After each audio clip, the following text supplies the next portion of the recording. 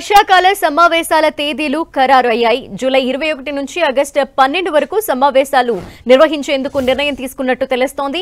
Operation Sindoor పై ప్రధానంగా చర్చించే అవకాశం కనిపిస్తోంది. ఆపరేషన్ సింధూర్ పై ఒక స్పెషల్ సెషన్ ని కూడా విపక్షాలు కోరుతున్న నేపథ్యంలో అందుకు తగ్గట్టుగా ఒక సెషన్ ని పెట్టే అవకాశాలు కనిపిస్తున్నాయి. అంతేకాకుండా విపక్షాలకి కౌంటర్ కూడా ఇచ్చే అవకాశం కనిపిస్తోంది. ఆ సెషన్ లో జస్టిస్ యశ్వంత్ వర్మపై అభిశంసన తీర్మానాన్ని కూడా ప్రవేశపెట్టే అవకాశం కనిపిస్తోంది. మరిన్ని డీటెయిల్స్ మా ప్రతినిధి గోపి అందిస్తారు. గోపి, ధనలక్ష్మి, పార్లమెంటు వర్షాకాల సమావేశాల తేదీలు ఖరారవడం జరిగింది.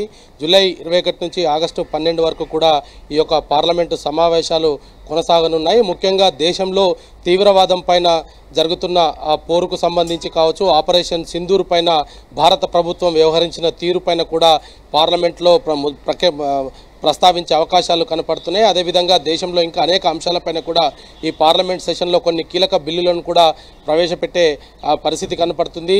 అయితే ప్రతిపక్షాలు ఇప్పటికే ఆపరేషన్ సింధూర్ వ్యవహరించిన తీరు కావచ్చు, ఆల్ పార్టీ మీటింగ్లో కూడా భారత ప్రభుత్వానికి పూర్తిగా మద్దతు తెలిపిన తర్వాత ఒక్కసారిగా సీజ్ ఫైర్ను ప్రకటించడము, దానికి సంబంధించిన ఒప్పందాలపైన కూడా ఇప్పటికే కాంగ్రెస్ ప్రభుత్వం ప్రత్యేక సమావేశాలను ఏర్పాటు చేయాలంటూ కూడా గత కొద్ది రోజులుగా కోరుతూ వస్తున్న పరిస్థితి ఉంది. అయితే పార్లమెంటు సెషన్స్ వర్షాకాల సమావేశాల్లోనే దానికి సంబంధించిన చర్చ కూడా జరిగే అవకాశాలు అయితే కనపడుతున్నాయి.